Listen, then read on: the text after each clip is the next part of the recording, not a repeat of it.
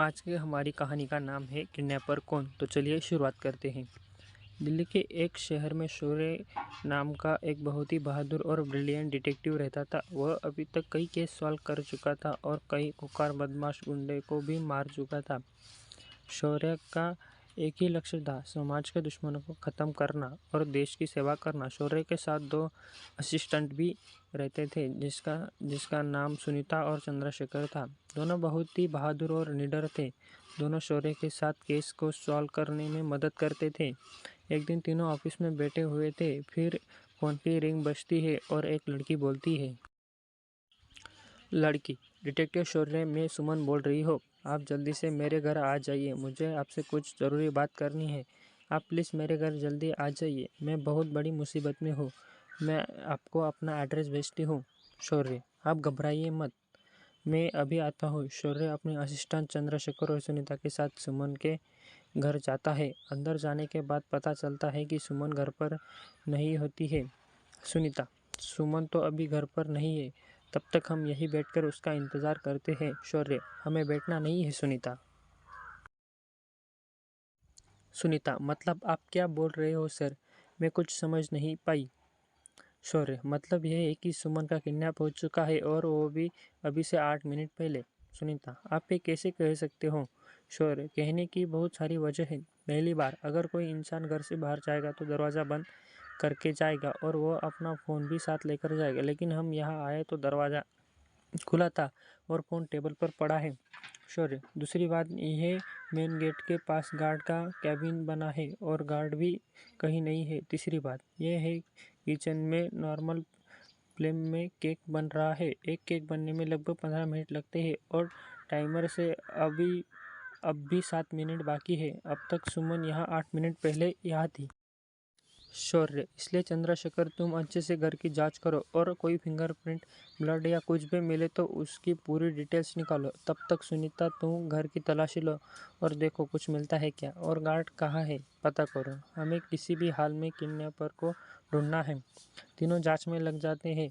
फिर थोड़ी देर बाद आकर सुनीता ने शौर्य से कहा। सुनीता: मुझे गार्ड मिल गया है और किचन के पास एक घड़ी भी मिली है। शौर्य: ठीक है, फिर गार्ड कहाँ है। सुनीता: वो अलमारी में बंद था और देखकर लगता है कि उसके साथ मारपीट हुई है। शौर्य गार्ड के पास जाता है और पूछताछ करता है तो गार्ड ने बताया। गार्ड: थोड़ी देर पहले एक कार में कुछ लोग आए और ज़बरदस्ती घर में घुस गए, मैडम को ले जाने लगे। मैंने रोकने की कोशिश की तो मेरे साथ भी मारपीट की और अलमारी में बंद कर दिया। शौर्य: ठीक है, तुम चिंता मत करो, हम लोग सब पता कर लेंगे। चंद्रशेखर: तुम सुमन के फिंगरप्रिंट के अलावा कुछ नहीं मिला, अब हम क्या करें। हमारे पास तो कोई क्लू भी नहीं है और किडनैपर भी भाग चुके हैं। अब हमें कैसे पता चलेगा कि वो कहाँ पर है। शौर्य: हाँ, लेकिन ये सब हमें गार्ड बताएगा। सुनीता: गार्ड कैसे। शौर्य: क्योंकि ये झूठ बोल रहा है। यहाँ एक नहीं 2 गाड़ियाँ आई थी, मैंने घर में आते वक्त टायरों के 2 निशान देखे थे। तो गार्ड जी, अब बता दीजिए, आपने झूठ क्यों बोला और सुमन कहाँ है। आप प्यार से बता दीजिए, नहीं तो हमें और भी तरीके आते हैं। गार्ड घबरा जाता है और सब कुछ सही बोलना शुरू करता है। गार्ड: मुझे नहीं पता कि मैडम जी कहाँ है और मैं तो किडनैपर को जानता भी नहीं। उन्होंने कहा था कि अगर मैं उन्हें अंदर जाने दूँ तो वो मुझे बहुत सारे पैसे देंगे, इसलिए मैंने उन्हें जाने दिया और वो लोग बड़ी काली एसयूवी कार में आए थे। बस मुझे इतना ही याद है। शौर्य चंद्रशेखर, तुम घर में से सुमन की फ़ोटो लो और ट्रैफिक कंट्रोल को मैसेज कर दो और उन्हें ब्लैक एसयूवी के बारे में भी बता दो जिसके पास ऐसी कार है। मैं उनसे खुद मिलना चाहता हूँ। इसके बाद चंद्रशेखर ट्रैफिक कंट्रोल को इन्फॉर्म करता है। फिर कुछ समय बाद चंद्रशेखर कहता है। चंद्रशेखर: सर, ट्रैफिक कंट्रोल से मैसेज आया है कि सुमन उनके पास है। वो किसी गली में बेहोश पड़ी मिली और उन्हें अब तक 4 एसयूवी कार मिली है और उन्होंने 8 लोगों को पूछताछ के लिए रोका है। फिर थोड़ी देर बाद सुनीता बोलती है। सुनीता: ये तो 8 लोग हैं, अब हमें कैसे पता चलेगा कि किडनैपर कौन है। शौर्य: वो ये घड़ी बताएगी।